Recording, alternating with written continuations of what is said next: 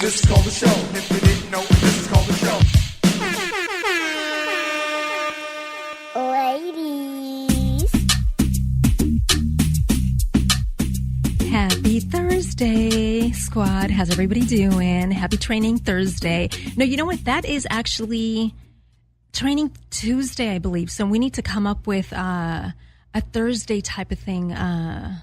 Something Thursday. I don't know yet, but if you have any ideas, tweet me or send me a message letting me know what exactly it is that you think it should be. Something has to do something with kind of like Workout Wednesday, Fitness Friday, something that has to kind of roll, and sound great. You're listening to the show. My name is Elizabeth, and we're on Discover-Radio. Gosh, I feel so terrible. Let me see. Where should I start? There's a couple of things that I need to tell you. Okay, first of all, everybody went crazy over the picture that I posted on my Barracuda Instagram on, my infamous, I have two infamous shirts. One of them is the, I fuck myself. So people were going crazy about that. I still have that. It's one of my favorite ones. I have another one. And it's also my favorite. It's like my second favorite, or maybe I should say these two are my two best favorite shirts. The I Fuck Myself, and then the one that Marie gave me, also known as Dirty Marie. She gave me, It Ain't Gonna Lick Itself.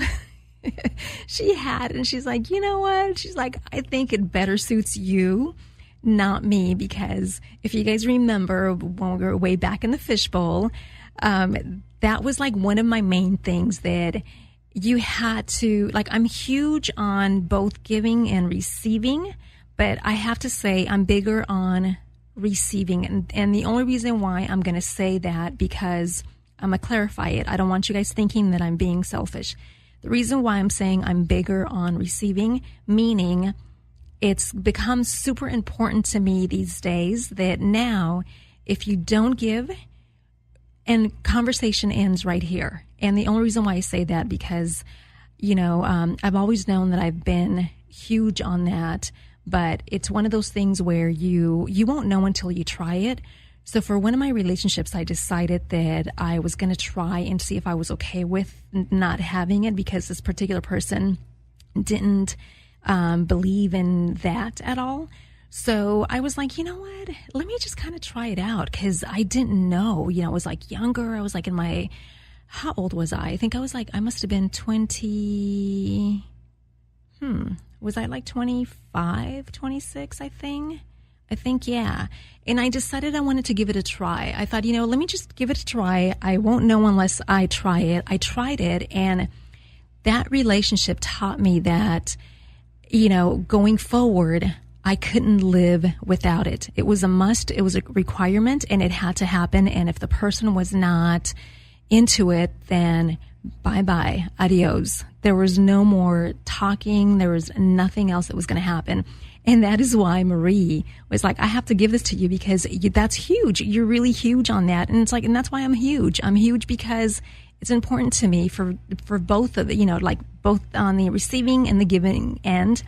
But I have to say receiving is more important for me, only because I have to know for sure before diving into any type of relationship that the person is willing to give. So if he's not, then that's it. It's over. And I did say I was going to post the shirt, and I did post the shirt. And again, got responses. So if you guys haven't seen it, it's on my Barracuda page. On the Barracuda page, I tend to be a little more free, and I don't feel guilty, or not. It's not even guilty. It's not even, I shouldn't even say guilt.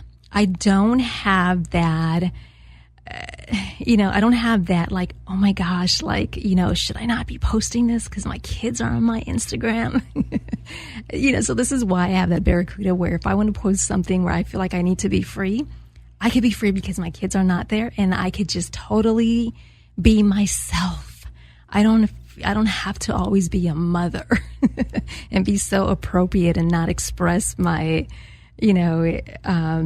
desires. I was going to say emotions, but it's not even an emotion. It's a desire, a need, I want. You're listening to the show on Dash Radio. Have you missed any of the episodes? You can catch them on demand on Spreaker.com/user/Elizabeth Meza. And I always post that. So make sure that you click on that so you can get caught up with all the shows, and then also check the times for the replays if you want to listen to it on Dash Radio Discover. And last week I received a canvas of myself. And this was something that Nick sent to me. And, this is what's bad. Like when you don't know what the person does, you just kind of don't really, how do I say this without having to sound like, it's one of those things where if somebody, here's what it is. If someone who is a chef makes you a dish and you had no idea that they are a chef, that they do that for a living, they'll make you the dish, and of course you thank them and you just say, oh my gosh, this is so good, thank you. But you don't go that extra mile to, embrace their culinary skills, because you just don't know. And that's what I did last week. Last week when I received the canvas that Nick sent to me, because there was a response of people that, they wanted a copy of it. Nick was like, tell you what, why don't I just send about 5 of them and you can just do whatever you want. And he's like, why don't you just go ahead and whoever, if they want to buy them, donate that towards your next walk. And I was trying to figure out, so what do I do? I have no idea. How much should I sell it for? What should I say, that they're going for? I had no concept. And I'm also the kind of person that, like Nick said it best, I don't want to feel like I'm taking advantage of people. It's like, I want everyone to be happy. I want everyone to be happy and feel like everyone's good, with whatever the price was set. So of course, I said, I don't know. Okay, well, how about $40? So immediately 2 people said, yes, I'll take it. Please send it now. I happened to be talking to Nick, and Nick's like, can I just brag for a second? I was like, of course, absolutely. You can go ahead and brag. And then he tells me that, this is what he does for a living. And I was like, oh my gosh, I all of a sudden felt like I was so embarrassed. I felt like an ass. And I was like, oh my goodness. I so under,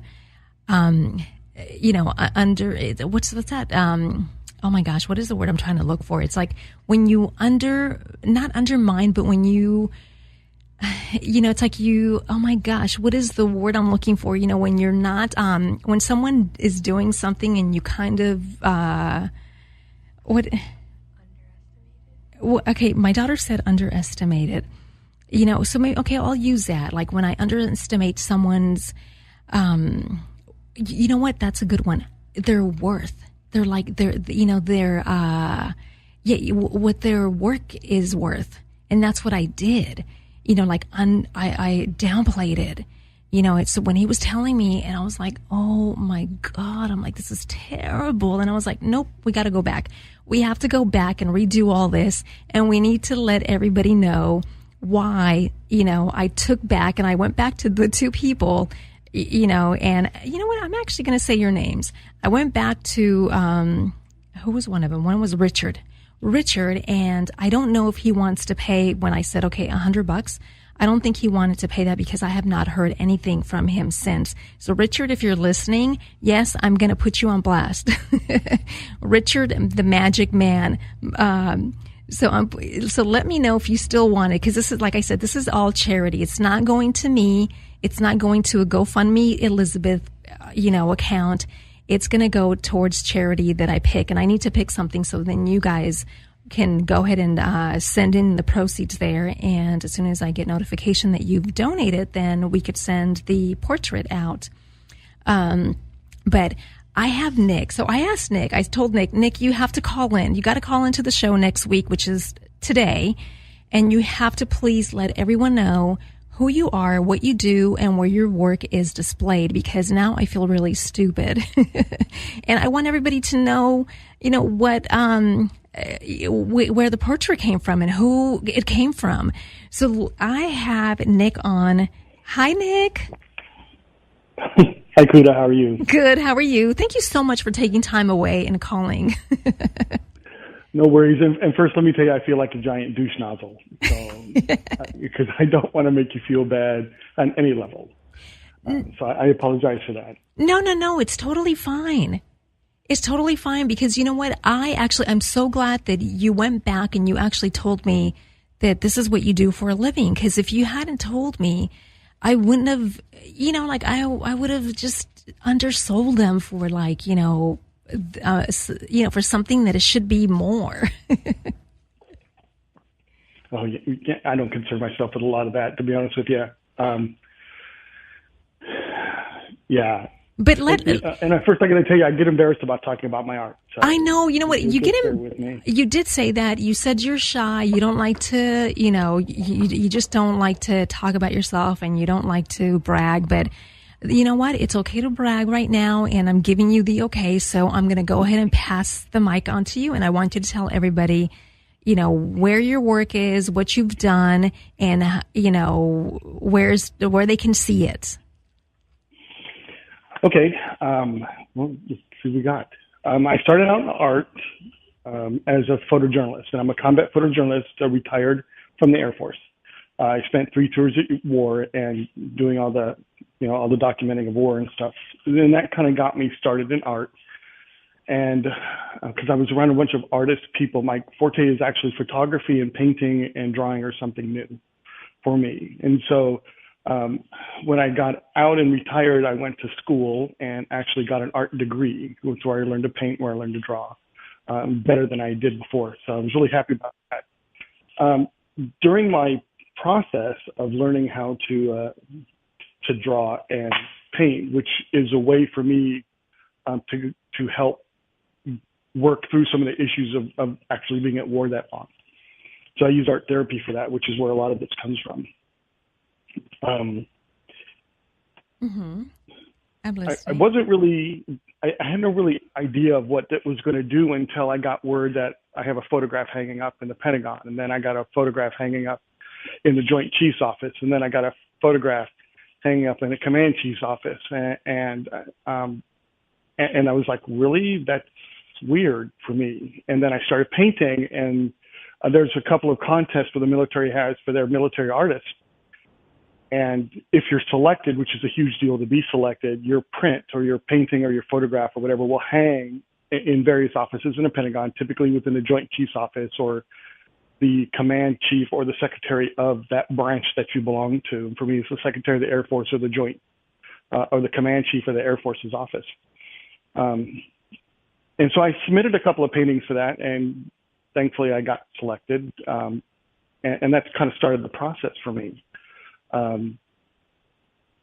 I have works now that are on rotating basis to the Pentagon. I have some of my war photography, which makes rounds through some paintings. I connected with an organization called Peace Paper, and they do. Peace Paper is a guy, Drew Malott, who goes around to various campuses where there's a large military presence, and he helps veterans take old uniforms and make them into paper. And then you can draw, you can paint, or you can silkscreen on top of this paper an image that you have or a poem or something that's important to you. And I did that my first semester at Texas State University, my alma mater. I did that my first semester, and I took one of the photographs that I found out later was hanging in the Joint Chiefs office. And I took an old uniform that I wore while I was in combat and pulped it into paper, and then silkscreened this image on it, and found out last year that that image is among a permanent rotation traveling with that exhibit. And so that exhibit not only does the United States, but it also has spent time through Europe, traveling through Europe and Asia. I found out that last summer that work was hanging up in China, and that I have a few more pieces of paintings that I've done that have been in the galleries in Spain, If it was Spain, it was like Madrid, Seville. And so, Nick, Poland. how much would these paintings